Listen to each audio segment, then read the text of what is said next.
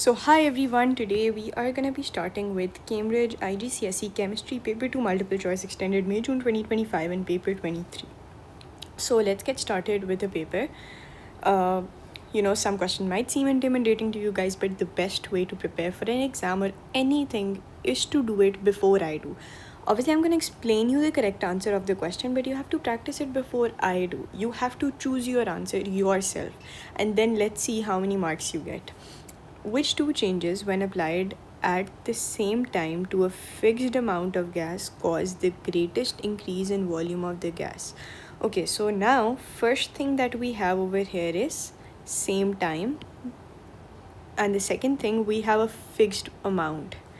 We have a fixed amount, not volume amount. We have to cause the greatest increase in volume. Change in pressure. We know that volume and pressure are inversely related. That volume is inversely related to pressure. So what if we increase the pressure? The volume is going to decrease, but we don't want to decrease the volume. We want to increase the volume. So what we are going to do is we're going to decrease the pressure by 20% because we want a more increase in volume. Change in temperature. We know that temperature and volume are directly related. When we increase the temperature, our volume also get increased.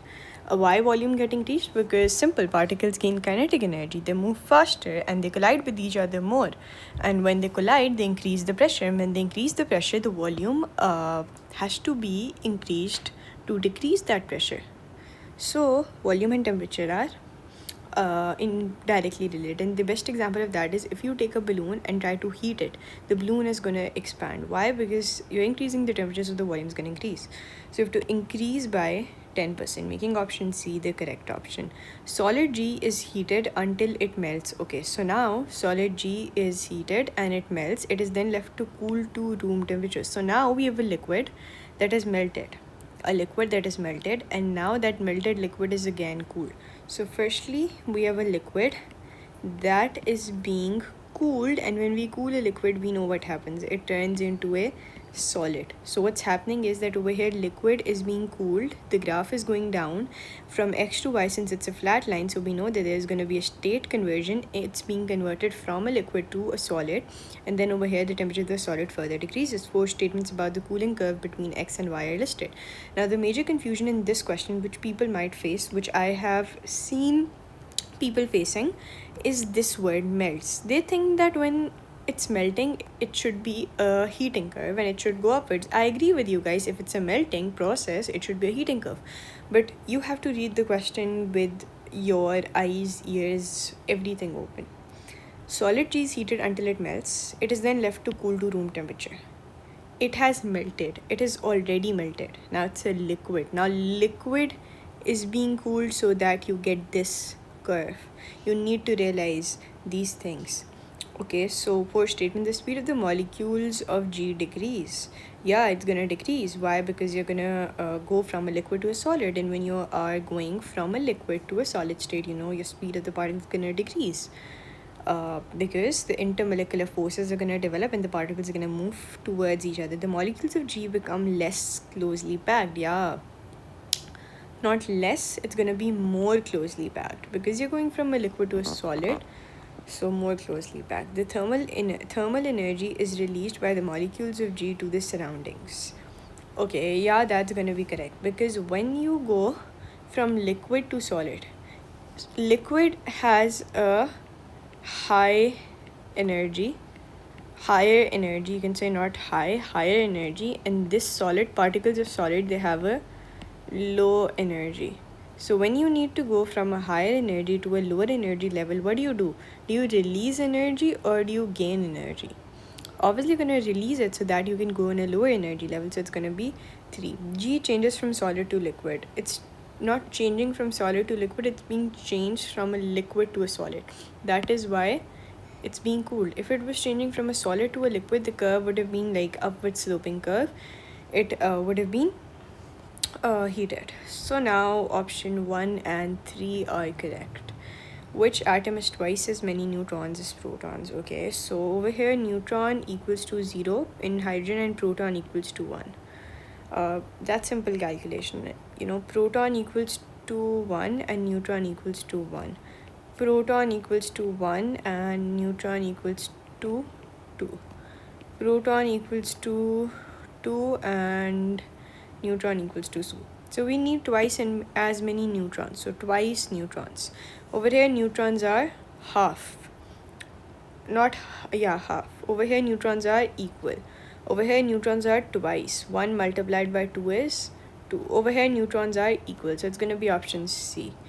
What is the nuclear number of an atom? So what's the nuclear number? Nuclear number is basically this is your atom, this is your nucleus. So inside the nucleus you have two, this is a proton for instance, with red I'm showing, and with green I'm showing a neutron. So inside the nucleus you have 2 protons and 3 neutrons. So whatever mass is present inside your nucleus, this mass inside the nucleus, it's called the nuclear number. So the mass of your neutrons and protons. The number of electrons we never count in the nucleon number. The number of neutrons and protons in the nucleus. Yeah, that's going to be correct. Moving on to the next question, which says the diagram shows the positions of element P and Q in the periodic table. This is P, this is Q. So let's first figure out the group number. This is in group 2 of the periodic table and this Q is in group 7. So how do we write 7 in Roman numbers? We write a 5 first and then 6 and 7. We add 2 lines. So that's group 7 and that's group 2. What is the formula of the compound that is formed between P and Q? First we need to figure out the charges on P and Q. So P, since it's in group 2, it's going to be a 2 positive. And Q, since it is in group 7, it's going to be a 1 negative. And when we know that, for instance, I say that this is Mg and this is fluorine. This is fluorine. So when I combine Mg and fluorine, it's going to be MgF2. Why F2? Because I have a 1 negative. And over here I have a 2 positive. To balance out a 2 positive, I need a 2 negative. And over here it's only 1 negative. So I'm going to take 2 fluorines or 2 Q. So it's going to be PQ2. So PQ2, that's going to be the formula. Which statement about ionic compounds is correct? Okay, so now we have to analyze the statements about ionic compounds. Giant lattices are formed when ionic compounds crystallize from solution. Okay, let's see towards it. We just right now do this. Let's see. First read all the statements. First try to figure out the statement that does not have even 0% ambiguity in your mind. For instance, if there's a statement that in molten form they're going to conduct electricity, I know that's going to be 100% correct. So why would I then go with option A? So I just would first read everything. In all ionic compounds, the metal ions have fewer electrons than the non-metal ion. That's complete bullshit. In a giant lattice, ions of the same charge are closer together than ions of... How is that possible that same charge is going to be closer together? Same charges repel, they don't attract. Opposite charges are going to attract. So what are you doing? When ionic compound melt, okay, strong intermolecular forces are broken. There can't be intermolecular forces in ionic compounds. Why can't there be intermolecular forces? There is going to be electrostatic forces. Because when you are dealing with the opposite charges, like a positive ion and a negative ion, you can't have forces between the two molecules. These are ions, these are charges, not molecules. It's going to be option number A. That's why I said just read every statement and then choose the correct one. Okay, the equation for the reaction between iron 3 chloride and sodium hydroxide is shown. What is the ionic equation for this reaction? Okay, so now what's simply happening is trying to understand this thing. That we're forming a solid, we have two aqueous solutions, and then we're forming an aqueous solution.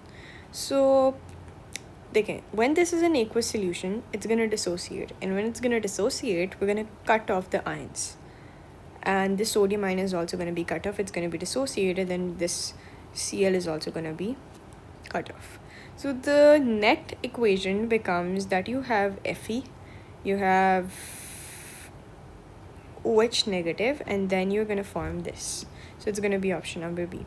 I'll tell you one thing, that whenever you're forming any insoluble salt by your precipitation reactions, the net ionic equation is always your, for instance, I say I'm forming lead iodide. So the equation for that's going to be, for the ionic equation, though I take lead nitrate and potassium iodide. These are the two reagents that I'm using to create this salt. But I know since it's an insoluble salt, so what's going to happen is the second salt formed is going to be soluble. So I know the net ionic equation is going to be Pb2 plus. The ions over here, I just have to dissociate them. Aqueous plus I2 aqueous would form PbI2 solid. So always know the net ionic equations for precipitation reactions are quite common. Okay, a compound is analyzed and found it contains 85.7% carbon and 14.3% hydrogen only. What is the empirical formula? See, there's no magic way to find empirical formula. You just have to count and calculate. So this is 85.7% and this is 14.3% divided by their ARs. 12 upon, it's going to be 1, that's going to be 14.3, and this is going to be 85.7 divided by 12. 85.7 divided by 12, that's going to be 7.14. Okay, so this is going to be 7.14. Now what do? You divide both by the smallest number, that is 7.14 divided by 7.14. That's going to give me approximately, this part's going to be 1 ratio, and that's going to be approximately 2. So that's going to be CH2. That's going to be the empirical formula. Moving on to the next question, which says that aqueous barium hydroxide reacts with dilute nitric acid, HNO3. The products are aqueous barium nitrate and water. Okay, so we have this hydroxide, it's reacting with an acid and we're forming a salt and water. What kind of reaction are we doing? We're taking acid, we're taking base, and we're making them react. Okay, in titration, 15.2 cm cube of this aqueous barium hydroxide is required to neutralize this. What is the concentration of the nitric acid? Okay, so the first thing you are gonna do is make a beautiful equation. I don't know why people just don't make equations. For moles, you gotta know the equation. So let's create an equation.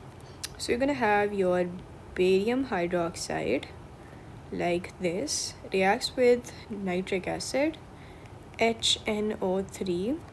The products are barium nitrate, BaNO3 2, barium nitrate, and it's gonna be water. Okay, so now first we're gonna put a 2 over here, then I guess we should put a 2 over here. It's a fully balanced equation, and now we have to start without working. Always remember, in moles create equations. Okay, so now first we need to calculate the moles of barium hydroxide. From that we need to calculate the moles of HNO3, and by using the moles and the volume of HNO3, we're simply going to calculate the concentration of HNO3. That's going to be easy. Okay, so first we're finding the moles of barium hydroxide. Moles equals to concentration, which is 0.75, times the volume, which is 15.2. That's going to be divided by 1000. Why? Because we always have to take the volume in dm cube, and this one's in cm cube. So it's going to be 0.75 multiplied by 15.2 divided by 1000, and that's going to give me 0.0114. So it's going to be 0.0114. Now I know one thing, and that's the ratios. That's why I asked you guys to make the equation, because I also wanted you guys to see the ratio.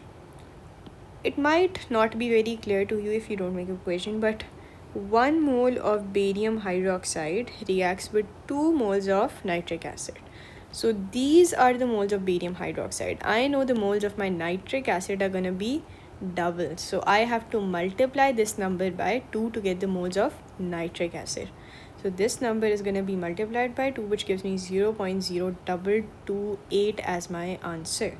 So now 0.0228 moles are present for nitric acid. Now I have the volume of nitric acid. I just simply need to find the concentration. I know concentration is my moles, which is 0.0228 divided by my volume. This one right here is in is in CM cube. I need to take in DM cube. So 1, 2, 3. 0.02. 0.02. So divided by 0.02, that gives me 1.14 as my answer, which is option number C. Okay, next part says that which particles are responsible for the transfer of charge in an external circuit during the electrolysis of molten lead bromide. Okay, so now you should know that your electrons are going to move in your external circuit. Why do I say it? That's simple, easy peasy lemon squeezy. So what's happening is that in this container, electrolysis is happening. For instance, this is your positive electrode, this one right here is your negative electrode, and positive electrode is your anode. This one right here is your anode, and this one right here is your cathode. Okay, so now what's gonna happen is that your positive ions are gonna move towards the cathode. Okay, positive are gonna move towards the cathode, and negative ions are gonna move towards the anode.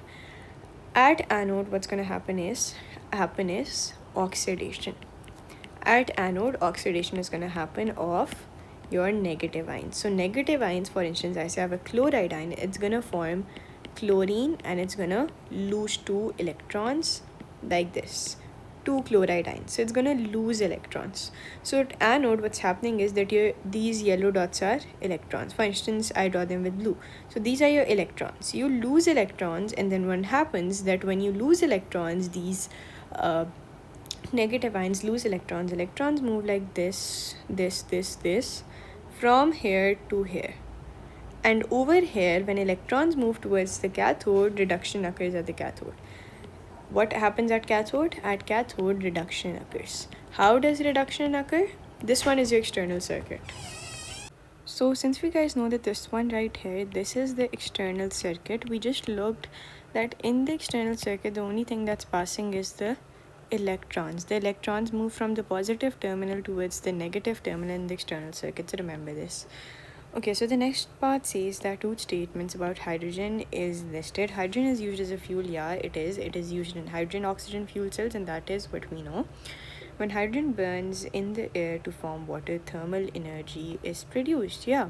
When hydrogen burns in air, hydrogen is H2. It burns in air. That means it burns in oxygen to form water, 2 moles of H2O. Then thermal energy is released. Yeah, heat energy is definitely going to be released, and that is how the statement how hydrogen oxygen fuel cells work, because your heat energy is produced, because this is a combustion reaction. Anything that burns in oxygen combusts. So which conclusion about these statements is correct? Both statements are correct, and statement 2 explains statement 1. Yeah, that is why it is used as a fuel, because it releases energy. And why do we use fuel? We want energy. Both statements are correct, and statement 2 explains statement 1. Yeah, that's going to be correct. So option number, both statements are correct, but statement 2 does not explain. I guess it explains. Okay, so next part says concentrated aqueous copper 2 chloride is electrolyzed using carbon electrodes. What is formed at each electrode? So what's happening is that you're electrolyzing a solution that is aqueous. That means it's going to have a H plus ion and OH negative ion. It is copper 2 chloride, so it's going to have copper 2 plus ions and Cl negative ions, and it's a concentrated solution.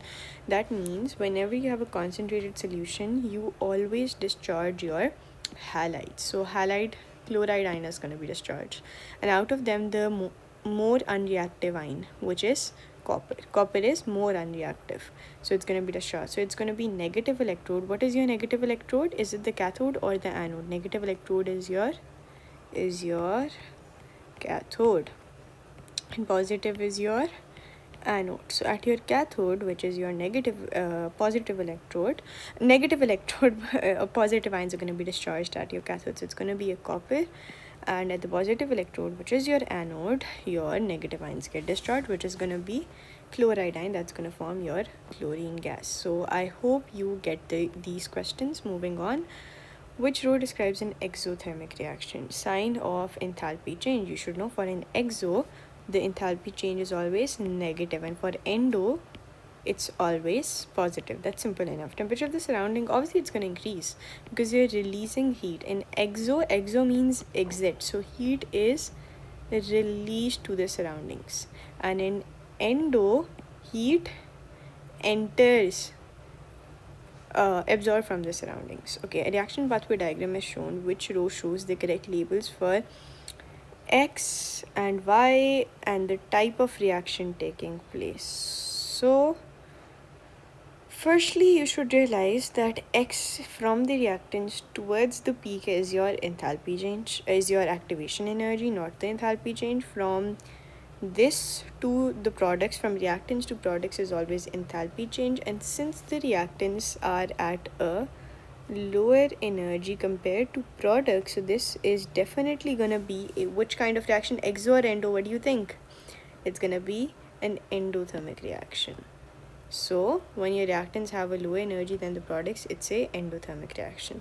Okay, so now we have a kind of an interesting question which says that a reaction between, you have some iron ions, iron 3 plus, and aqueous copper thiocyanate ions, which are SCN negative, is reversible. This is a reversible reaction. This is yellow, this one is colorless, and this one is red. So if the reaction basically moves in the forward direction, the solution is going to turn which color? It's going to turn red color, because in the forward we have a red substance, and if it turns backward, it's going to turn more yellow and colorless. At equilibrium, the concentration of Fe3 plus ions and SCN negative ions and FeCN2 plus, okay, are identical. They are all of the same concentration, and the mixture appears orange. When a few drops of aqueous thiocyanate ions mean these ions are added to the mixture in new equilibrium forms. What's going to happen? What we are trying to do and what the equilibrium is going to try to do, you need to understand this thing. So we're trying to increase the concentration of this part. This part we're trying to increase the concentration because we have added SCN negative ions. What the equilibrium is going to do, when we try to increase the concentration of this part, equilibrium will try to decrease the concentration of it, and to decrease it, it's going to move in the forward direction. So whatever you do, it's going to be like, so whatever you do, equilibrium reverses it.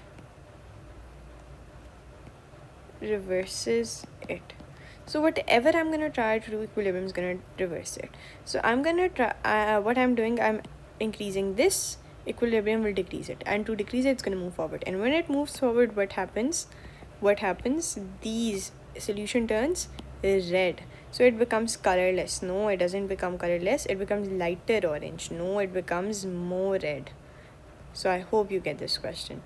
Okay, the equation for the reaction between iron 2 sulfate and bromine is shown. Okay, so we have iron 2 sulfate and bromine, and now this is iron 2 sulfate, this is bromine, and this is iron whatever, छोड़ दो इसको, ये एक और compound बने, ठीक है, ये एक और compound बने और ये compound बने. Which identifies the oxidizing reagent and the reducing agent.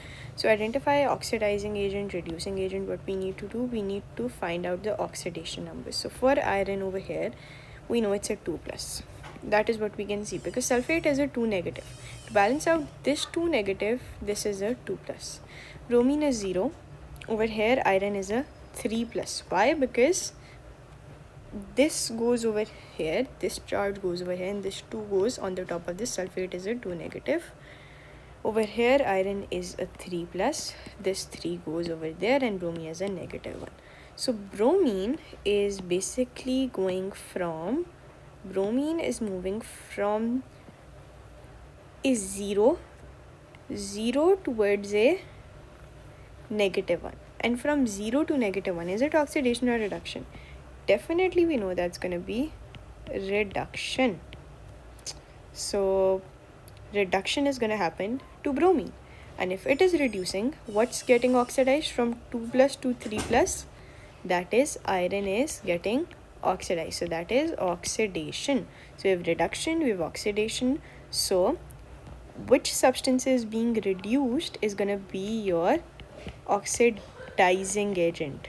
So this one is going to be your oxidizing agent, and that's being oxidized is going to be your reducing agent.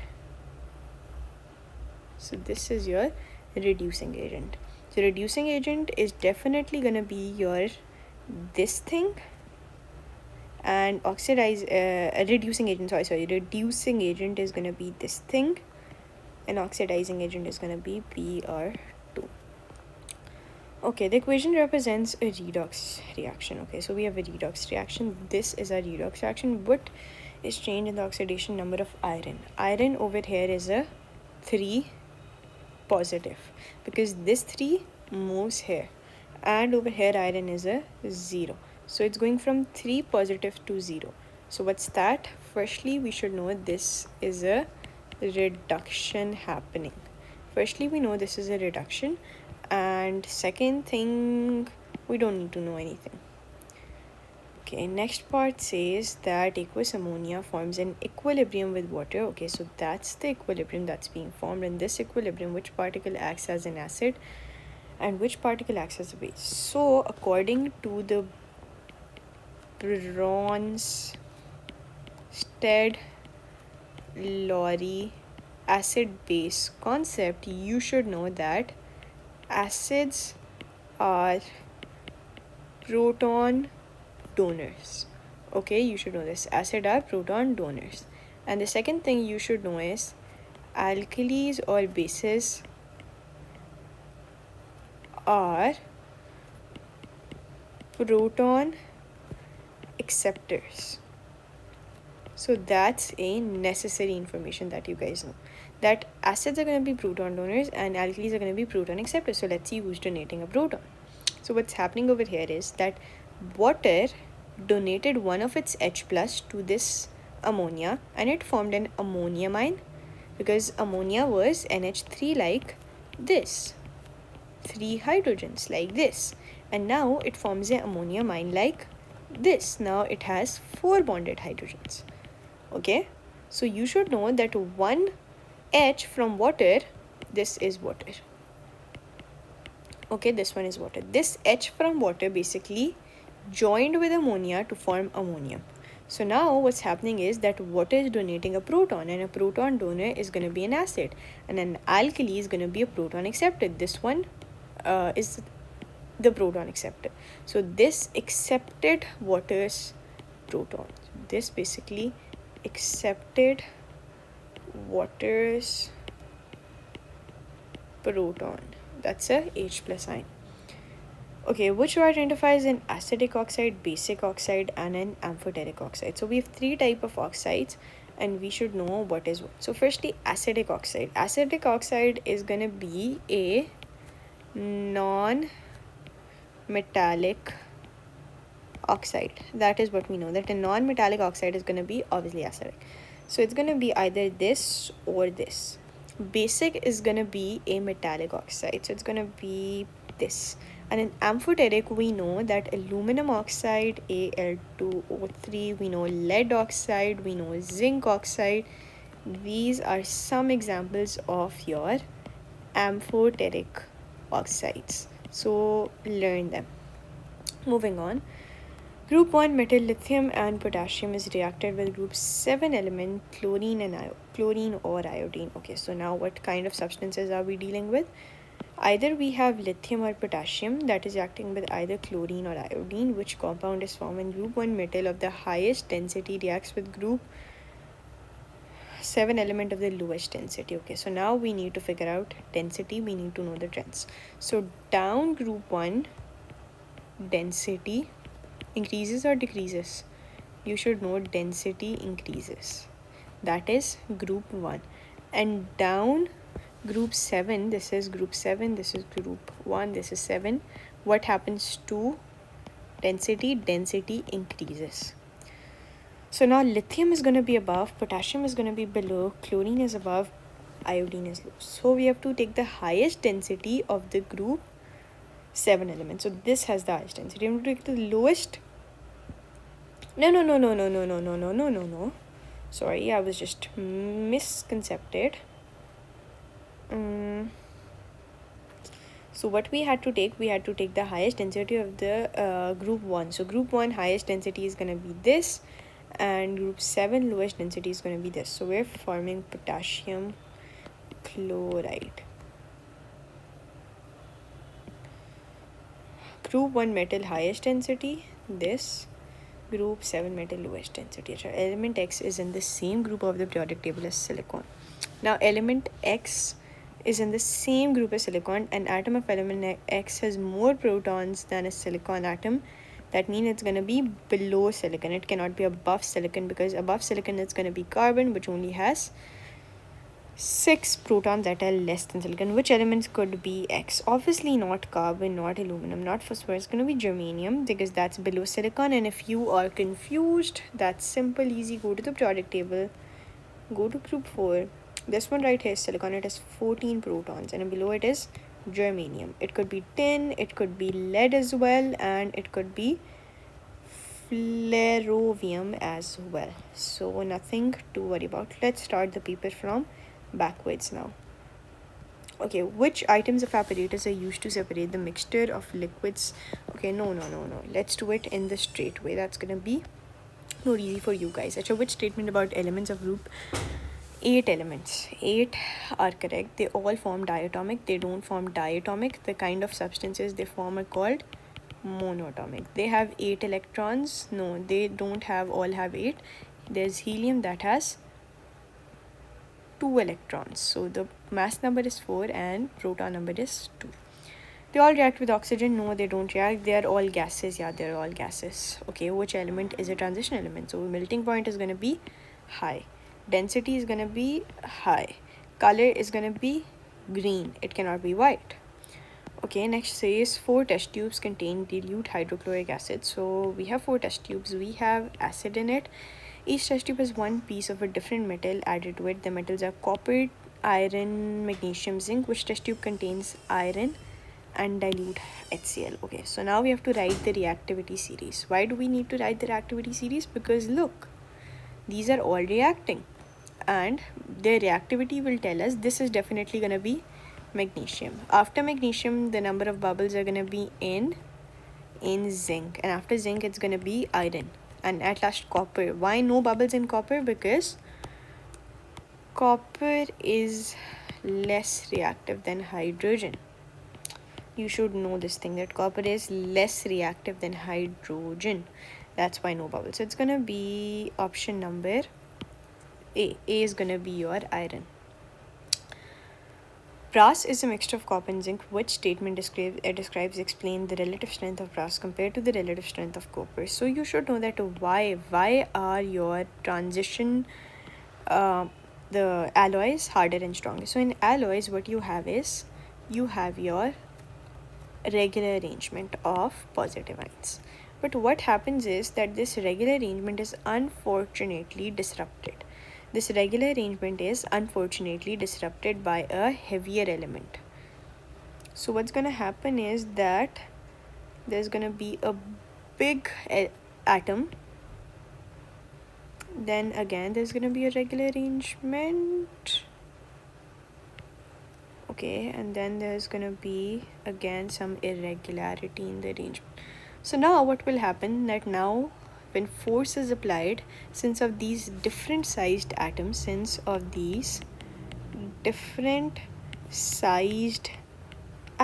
the layers are not going to slide over each other. So your alloys become harder and stronger because of different sized atoms. Brass is stronger than copper. Okay, we know it, because the layers of atoms in brass cannot slide over each other. Yeah, that's exactly what I was trying to explain you guys. A sample of calcium carbonate is CaCO3, is heated strongly. Obviously it's going to form calcium oxide, and what else is it going to form? We know it's going to form carbon dioxide gas. So that's what kind of reaction are we dealing with? We're dealing with a thermal decomposition reaction.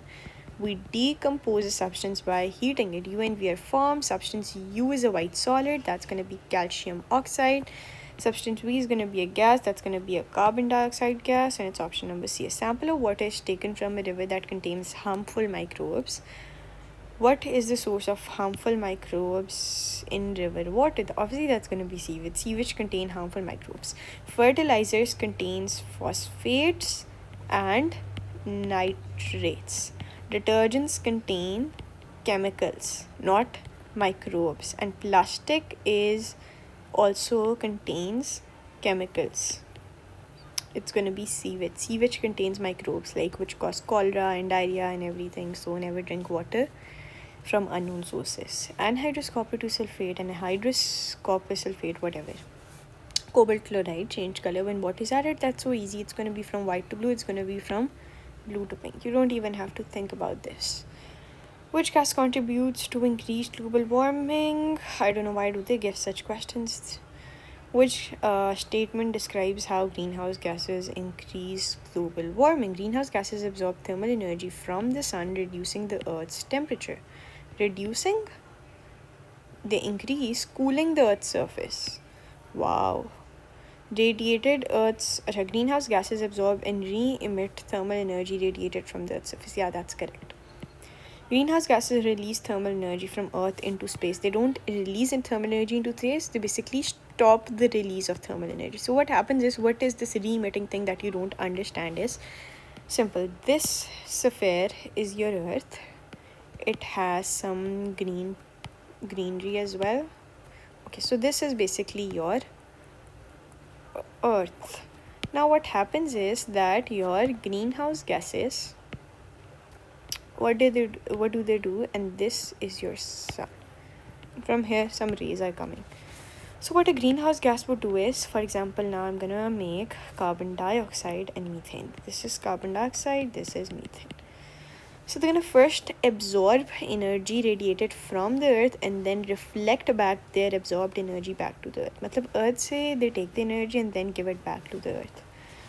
So they re-emit it back to the Earth. Okay, nitrogen monoxide is produced in a car engine when petrol is burned. The gas from the car engine are passed through a catalytic converter. In the catalytic converter, the nitrogen monoxide reacts with carbon monoxide to form nitrogen and carbon dioxide, which statement is not correct. Okay, so what is happening is that you have nitrogen monoxide, you have carbon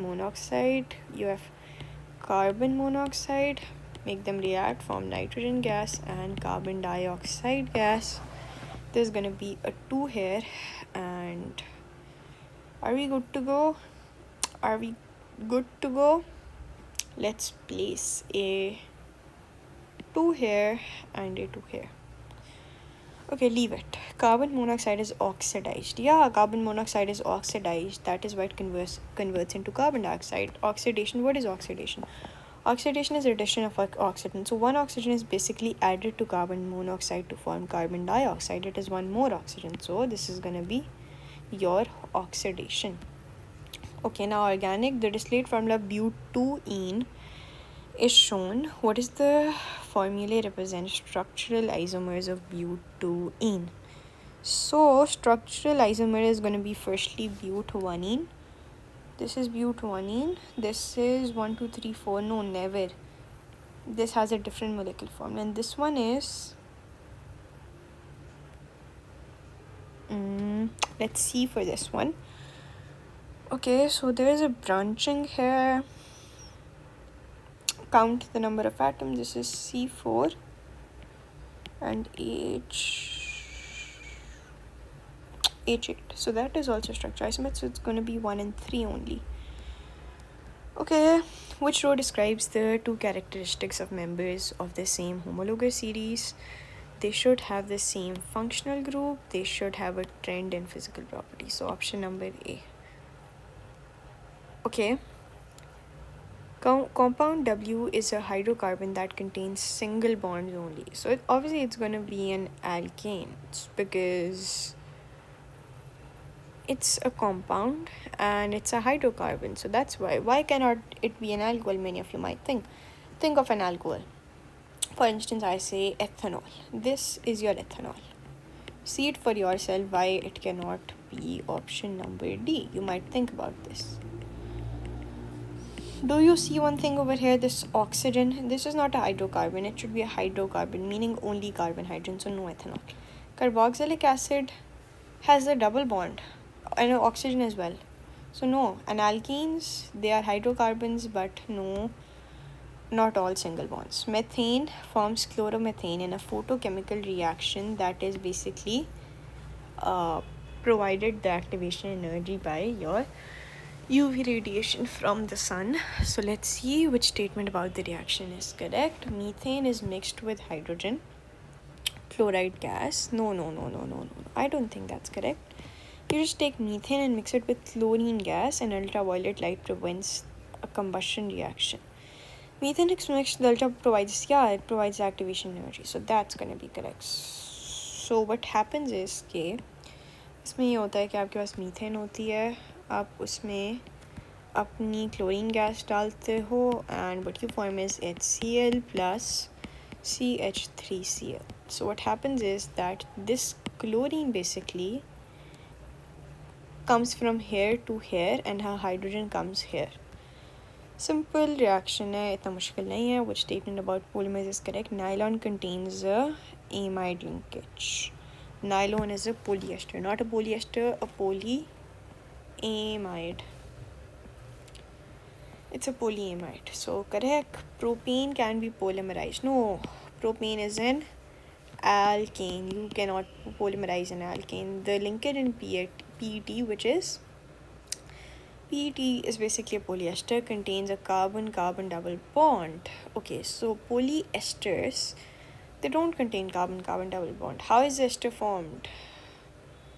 How is it ester formed? They contain a carbon-oxygen double bond. This is an ester linkage, if you recognize it. This is an ester linkage, right? This is an ester linkage. It does not have a carbon-carbon double bond. It only has a carbon-oxygen double bond. So I don't think this is correct. It's going to be option number A. 3 steps used to separate a mixture of soluble solid and an insoluble solid are listed. Solution is made by adding the mixture to a suitable solvent. You add a suitable solvent. The mixture is stirred and then poured through the filter funnel lined with the filter paper. The insoluble solid is collected on the filter paper as the residue. Option number D, that was easy enough. Moving on. Which items of apparatus are used to separate a mixture of liquids with different boiling points? Please don't ask me to explain this. You cannot use this. This is titration happening. This is crystallization or evaporation happening. This is electrolysis happening. Okay, in paper chromatography, what is RF value? This one.